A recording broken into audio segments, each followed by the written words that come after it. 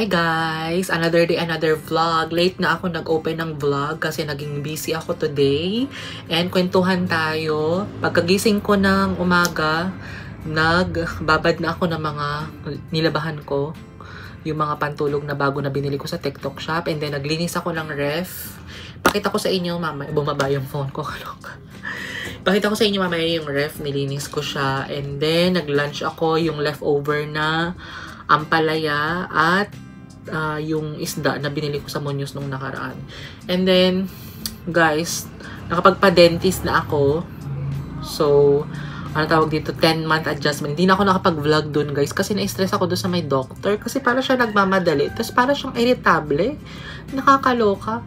Tapos, color black yung pinalagay ko na rubber. Tapos, buti na lang hindi pa ako nakaalis ng clinic kasi natanggal yung rubber dito sa dulo. Ayan Kasi nung first month ng braces ko, guys, nilagyan na nila ako ng bite tracer para hindi magdidikitan yung mga bracket, para hindi matatanggal. Eh, lagi naman natatanggal din kahit na may bite tracer ako. Tapos, ngayon na naman, sabi nila, kailangan daw lagyan ng bite tracer. Ngayon, sabi ko, pwede bang next month na lang? Tapos natanggal nga yung,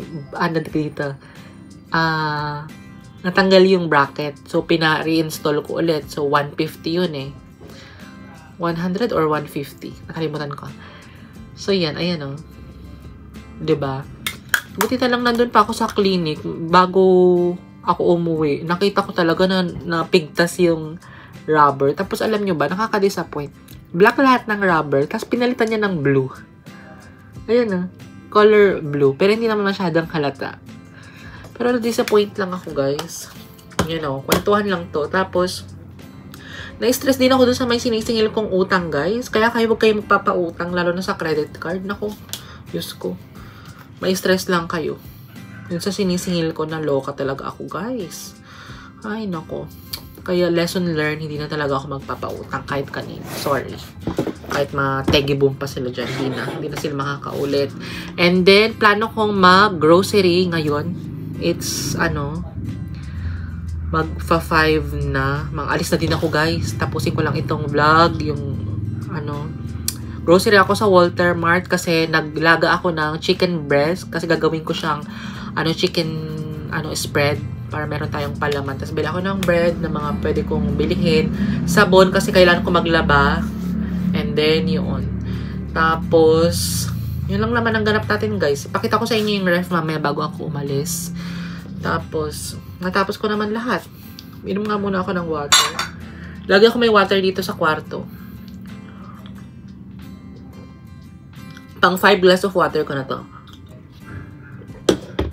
Then, pakita ko sa inyo yung, ayan, yung mga nilabahan ko. Mga pantulog. Diba?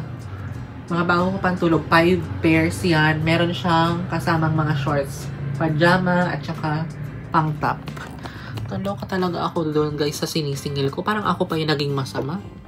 Parang kasalanan ko pa na late ang sahod nila. Maintindihan ko sana, guys, kung sasabihin niya sa akin na late ang sahod ko, pasensya na. Hindi siya marunong magpakumbaba. Parang ako pa yung tawag ng tawag sa kanya, diba?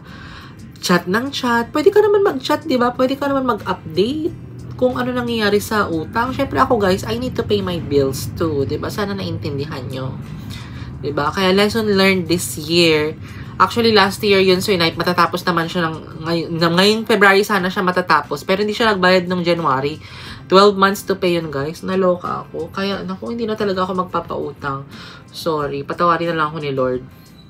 Na alam mo yun, nangangailangan sila ng tulong, tinulungan ko naman sila, 'di ba? What's wrong with that? 'Di ba? Ang hirap kapag tumutulong ka tapos ikaw pa yung nagiging masama. Kaya lesson learned, huwag ka na magpautang talaga. So yun, guys, inumin ko lang ito and then mag-grocery na ako. Pakita ko din sa inyo yung ref bago ako umalis. A few moments later. Guys, ipakita ko sa inyo yung ref. Ayan, malinis na. Narinis ko din pala yung microwave oven namin. Kasi ang dami ng buhok, ang dami ng mga mantika. And then, narinis ko to. Yung freezer namin, di ba? Malinis na. Tinanggal ko yung mga ice dito. And then, ayan. Yung mga grocery ni Ate din. And dito sa baba, yung mga leftover na ulam. Ayan. Halos lahat naman kay ate din yan eh. Hindi pa ako nakapag-grocery. Tapos, gamitin ko tong mayonnaise niya mamaya. Gawa tayo ng, chicken spread na may mayonnaise and then cheese. Try ko. Kasi meron pa akong leftover na cheese dito eh. Ayan o. Diba? So yun guys, alis na ako mag-grocery na. A few moments later. Guys, Walter Mart na ako. Try ko mag-vlog kasi I think bawal mag-vlog yan sa loob ng grocery nila. Guys, so far, ito pa lang yung nag-grocery ko. Tapos kuha ako nitong coconut oil. Ayan. Pure coconut oil daw ito. Kuha din ako nito guys, pickle relish. Kasi diba gagawa ko ng chicken spread. Ayan. A few moments later. Guys, nag-avocado ice cream ako kasi gutom na ako. Nanginginig na ako sa gutom. Hello. Uwi na din ako pag natapos ko. A few moments later. Guys, bahay na ako. Mag-haul ako ng mga napag-grocery ko. Pakita ko lang sa inyo. Share to share. Share to share. Care to share. Ganun. Unahin na natin itong sabon. Bumili ako ng 2 Downy na ganito. And 2 Breeze na sabon. Ayan. Tapos, lagay ko nga lang yan dyan. Ito guys, hindi na ako nag-vlog halos doon sa Walter Mart kasi yung guard. Yung isang lalaki nagpipicture. Tapos nagvi-video. Tapos sabi niya, ay sir, bawal ko mag-vlog dito. Sabi niya doon sa may matanda. Kaya hindi na din ako nag-vlog. Diba? Bumili ako ng 1 loaf bread. Wheat bread ang binili ko. Tapos, bumili ako ng choco na lemon square. Strawberry flavor. And fudgy bar. Dark chocolate ata. Bumili din ako ng Graham kasi mag-Graham cake ako pero walang mango. Grahaman lang. Kasi natikman ko yung kay Lady. Hindi pa ako nakagawa. Ayan, bumili din ako ng coconut oil ko. Kasi ito talaga yung oil na pwede sa akin. And, bumili din ako ng Graham powder. Graham biscuit ko. Mga biscuit ang mga binili ko eh. Bumili ako ng mayonnaise. Pang chicken sandwich natin. And, itong sunflower na crackers. Bumili din ako. Skyflakes. Bumili ako ng kimchi, guys. Kasi ito yung gusto kong kimchi na masarap eh. Meron kasing binigay daw yun si Genesis. Pero parang hindi ako na-impress sa kimchi na gano'n.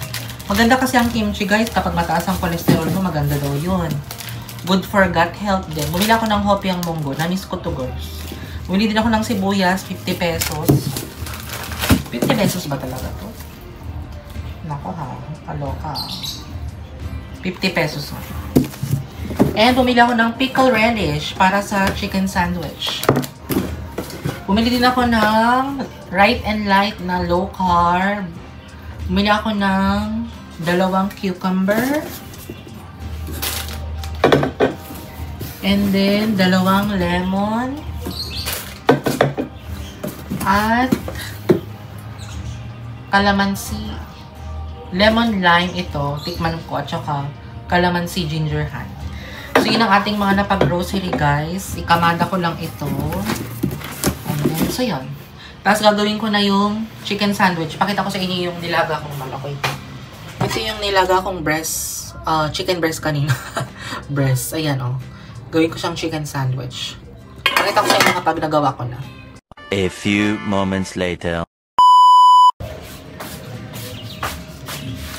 Guys, tapos na tong, chicken spread sandwich. Hindi pa naman sandwich to. Chicken spread. Nilagyan ko siya ng pickle relish, onion, salt and pepper, and then konting white sugar, and then isa't kalahating mayonnaise, yung pinakita ko kanina sa inyo, yung brand na yun. Hindi ko nababanggitin. Diba? Init. Tapos gagawa ako ng Graham. Pero walang mango to. Graham lang talaga. Tapos all-purpose. Para may makakain kami ni ate din dito. Good for 2 weeks na din to, guys, oh. Diba? Sarap. Yummy. Lagay ko to sa rep. And, Gawin ko na yung Graham. A few moments later. Guys, nagawa ko na yung budget-friendly na Graham ko. Walang fruits yan, walang mango, anything. Graham cracker lang, condensed milk, at all-purpose cream. Yun lang. So, yun.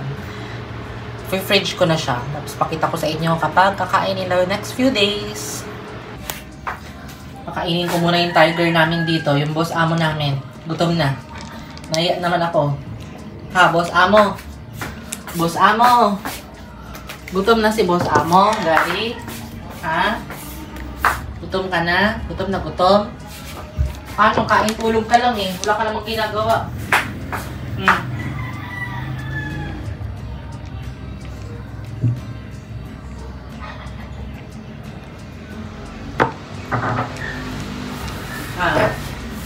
Kain tulog ka lang eh. Kainin mo na yan lahat ha. Para magtira ha. Magtira ka pa. Kain na. Kain ng kain. Kakalat pa oh. A few moments later. Guys, gutom na ako. Ay naku, hindi ako nakapamalengke. So, itong bread na lang yung aking kakainin. Yung wheat bread. Ito yung ano, yung spread na ginawa ko. And mag-right and light tayo ng calamansi plus ginger and honey. Tapos maya-maya, mag-charge ako. Diyan, maghihilamos na. Naroon lang ang ating araw.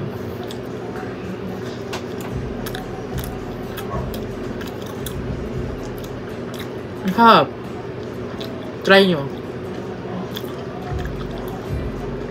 Para mga kalahating kilong chicken breast ata yun. O 1/4 lang. Hindi ko na calculate. Tapos hinimay-himay ko lang siya. Diba? May palaman ka na. Hindi ka magugutom. Ang sarap.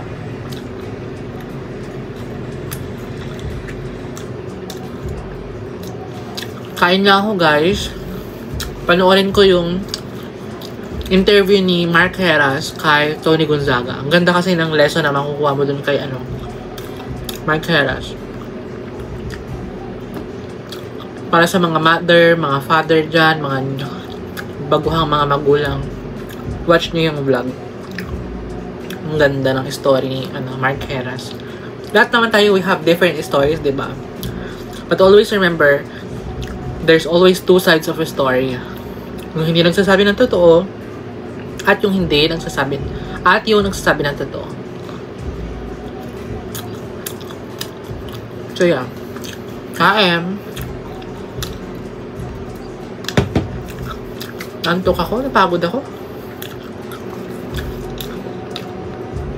Watch na ako ng YouTube guys. See you later kapag nakapaghilamos na ako.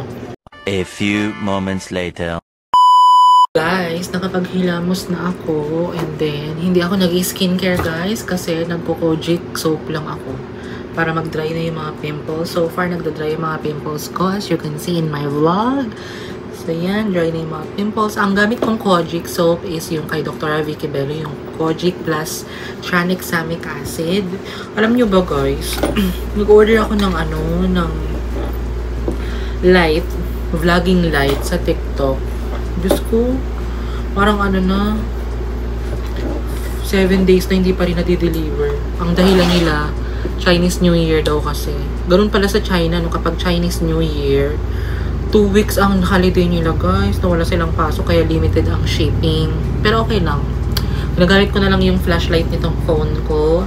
And then, nag-order din ako ng bagong tripod. Ito kasing KNW, naggaganong-ganon siya, oh. Kaya nahirapan ako, tsaka hindi matibay. For example, gaganyan ko, diba? Tapos babagsak din siya. Ganyan. Kaya nag-order ako yung Yolanzi. Sana maganda yun. Pakita ko sa inyo kapag dumating na. Sa Shopee ko yun in-order. Tapos ayan, nakita nyo, narinig nyo ba yung, yung tunog? Sa bumagsak yung phone ko. Ako guys, anong tawag dito? Ang tawag dito, lip balm na binigay ni Raymond. Ang brand is Burt's Bees. Ayan. Pero may nakita na ako ang ganito sa Shopee. Bibili ako ng bulk kapag maganda kayo siya sa lips, malamig. Nakaka-refreshing ng lips. So, yun. Yun lang ating vlog, guys. Simple vlog lang. At least para may vlog naman ako, hindi tayo ma-zero. So, ang sarap ng chicken sandwich. Yun na lang gagawin kong palaman from now on. So, yun. Tapos, mag-hormones na din ako. Nasaan ang aking hormones? Tapos, inom ako ng vitamin C from SNR. Hanapin niyo yung brand na ganito, guys. Super ganda. Nung inubo at saka sinisipon ako, yan ang nagpagaling sa akin. Hindi ako uminom ng iba't ibang mga gamot. Like yung mga gamot pang ubo, sipon, vitamin sila. So, yan. Dito na ako mag-end ng vlog, guys. Thank you guys for watching. Please don't forget to like, share, and subscribe to my YouTube channel and turn on the notification bell para updated kayo sa bagong vlog na i-upload ko. Nakatingin ako doon kasi nakikita ko yung sarili ko sa salamin. So yun, guys. End ko na yung vlog. Good night. God bless us all. Keep safe. Bye.